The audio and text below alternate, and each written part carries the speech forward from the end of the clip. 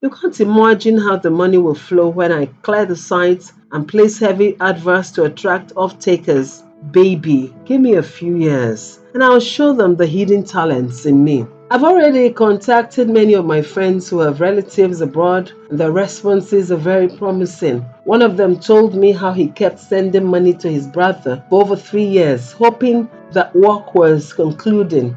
They kept updating him with pictures of an ongoing construction near his site. The cat was let out of the box when he paid a surprise home visit. On his way home, he drove past that land, snapped some pictures, and forwarded them to his wife in Italy. The building was still at the German floor level, just as he had left it the last time he had visited Nigeria. What he saw was beyond his comprehension. Before he could set his eye on his brother, their mother raised the alarm and the entire kindred gathered to judge the case. After hearing her story, they advised him to raise his hands against his brother, as two wrongs will never make a right. These are my target groups, and I can bet my life that the idea will fly. I was listening with one ear and questioning the integrity of the tales. Knowing Eddie as being sweet-mouthed and full of imagery thoughts, believing him has become even more difficult. I looked at him and said, baby, if your friend made 30 million on each, it means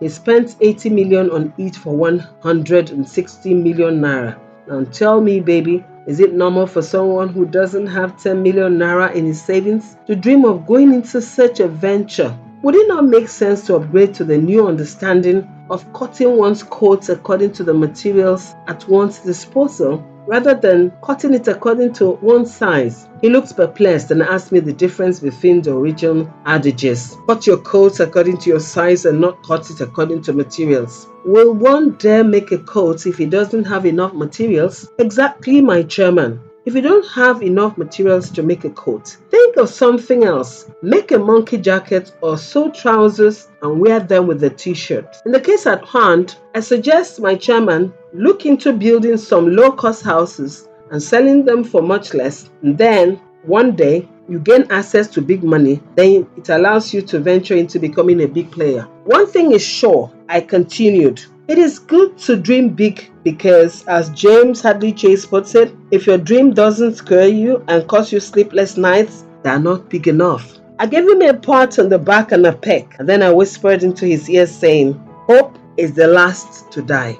He finally started our third term examinations, and I immersed myself full-time in my studies. I was determined to put a final seal on the lips and minds of those who presumed I could not cope with the standards of a city technical school compared to the village school where I came from. I had only two people in mind to whom I owed the duty of proving myself worthy: my Eddie Best and my principal, who had been my human angel from the first day she set her eyes on me. It was the school tradition to invite parents or guardians to the last day before the long vacation to collect the results and appraisal of their awards. So far, Eddie was my good uncle, as far as the school was concerned, and the principal, probably for my sake, developed a cordial informal relationship with him. The principal had a private discussion with Eddie, which he did not disclose until we got home later that afternoon. The principal asked me to send you to the boarding school because you did exceptionally well in your final exam with a merited third position in your class, Eddie said. He assured the principal that my SS2 and SS3 will be in the boarding school. He smiled when I asked him about it and said it was a positive encounter with the principal for the best interest of my brilliant niece, Adaeze. He had probably expected me to be excited about the news, but I remained indifferent. I spoke silently and reviewed 100 thoughts in less than 1 minute. Sometimes, when we get to what we have been looking for, we suddenly realize that it doesn't correspond to what we desire. I indeed wanted it at all costs right from the very first day we went to register at the school. When the principal suggested it and Eddie told her we lived just down the same street, I wanted to interfere and plead with the principal to persuade and prevail on him because I didn't want him to keep attempting to make love. I remembered he was officially my uncle, and I struggled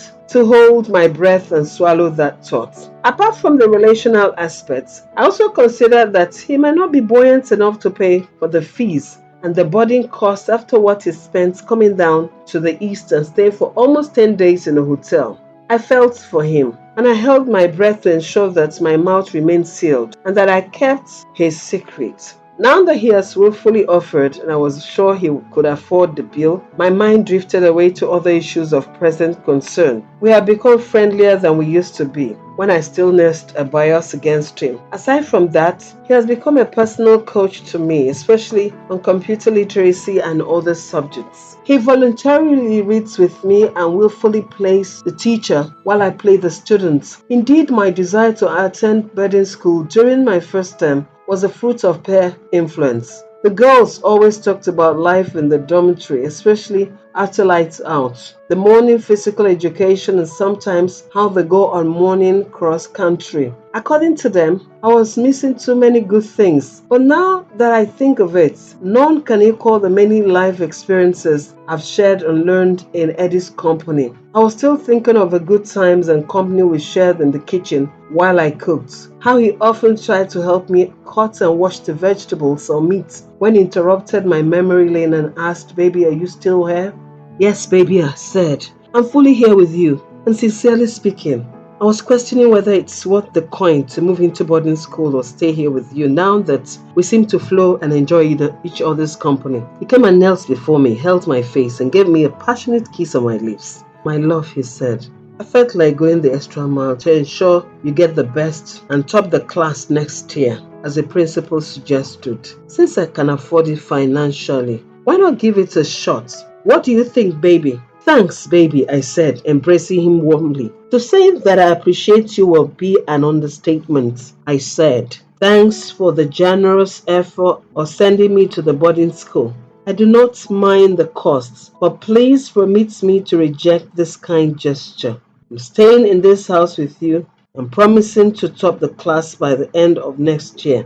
I, Adaeze, Boko, do hereby move a motion to adopt this agreement." We virtually signed and sealed it with a passionate kiss. Since it was a Friday night and the long summer vacation had just started, Eddie offered to take me to the Point and Kill Junction for a sumptuous fish and roasted yam dinner. We stayed out till late because, as usual, two English teams were playing the final match that would either assign the cup to Chelsea if they won or to Liverpool if Chelsea lost or got a draw. Each time either team was leading or losing, people would break tables or bottles. The funny thing was that they seemed to know each player in the English, French, Spanish, and Italian leagues and their respective coaches. I was dumbfounded at how Nigerians will fight over an English league match. As we drove home that night, we laughed and joked about my decision not to go to the boarding house next school year.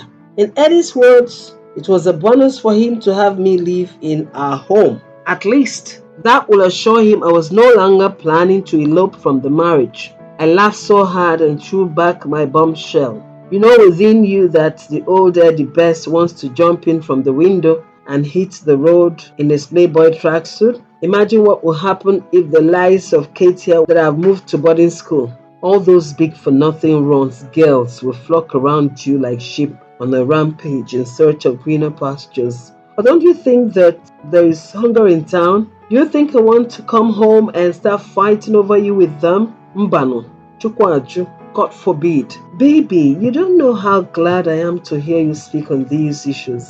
I believe the old playboy in me is dead and buried like old Roger. You know the song, baby? Yes, dear, I said and started singing it. Old Roger is dead and gone to his grave.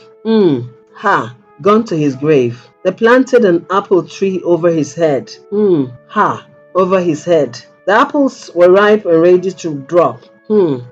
Ready to drop. There came an east wind and blew them all off. Blew them all off. There came an old woman and picked them all up. Picked them all up. Old Roger got up and gave her a knock. Gave her a knock. It made the old woman go hip-hip-hop. Hip-hip-hop. We sang back the chorus over and over like two old pirates. "Now why for you this girl?" Eddie exclaimed. "You still haven't told me how old you are, because the wisdom that pours out of you The many things you know never stop marveling at me. The following day, Eddie suggested we worship in a church in Ikeja and then head to the famous Banana Island to see the paradise people are building here on earth. Each time I visit that place, he said, I am forced to think in line with the pigs on the animal farm. They were the ruling class, and while dictating the rules of engagement and the Constitution claimed that all animals are equal, but some animals are more equal than others, as sustained by John Orwell in his allegorical novel Animal Farm. He attempted to use it to explain the disparities in human society. Whenever I hear someone in Nigeria say that we are all equal before the law, I feel like completing the sentence by adding some are more equal than others. Sometimes I attempt to explain that we are running a system whereby a man gets sent to Kirikiri maximum prison for stealing a loaf of bread, while others in public offices steal millions of naira with their pen struck and go scot-free. At the same time, the politician who was nobody a few years ago could own a mansion in Banana Island where a plot of land sells for 1 billion naira, and nobody dares question his source of income. We drove through heavy traffic and bridges before getting to Ikoyi, then headed to the famous Banana Island. Eddie played the tour guide as we went. We finally got on the bridge and he was driving onto this beautiful island that looked like it was entirely in a different country. One could smell riches without being told. The security outfit was glaring, and access to the island required proper identification. Residents had a pass that allowed them to drive through, while visitors had to identify themselves and explain where they were going and what they had come to do. In the alternative, they must get a code from the person they came to visit. Eddie started telling me one of his many fairy tales of how he was working on selling 2 houses on the island for 5 billion naira each. Can you imagine the commission that would have flown from it? If only we could get 3%, we would have made enough money for life. I've become wiser than his stories and often allowed them to flow in from one ear and exit from the other while I was busy feasting and feeding my eyes with the wonders before me. According to Eddie, the island is a billionaire's paradise, inhabited by Nigerians' wealthiest families who enjoy its quiet and safe nature, away from the hustles and bustles of Lagos. Some even have helipads where helicopters easily pick them up straight to the airport when they want to travel or return from foreign trips. We drove through the 4 major avenues connecting the entire island. Eddie explained that the first homes built in Victorian-style villas were in the southern part of the island. As the prices of land skyrocketed, the developers abandoned the original master plan of the island in favor of high-rise condominiums and commercial areas which now occupy the island's northern side. It was a great outing, especially for someone like me who came straight from the village to Lagos. In my imagination, Banana Island had buildings you could find in heaven or the likes of America and Europe. Eddie wanted to stop at an eatery for dinner, but my conservative nature pushed me into insisting that we go home and make our dinner, which in my estimation will cost 10 times less than what we often end up spending each time we ate out. Eddie did not object to that suggestion.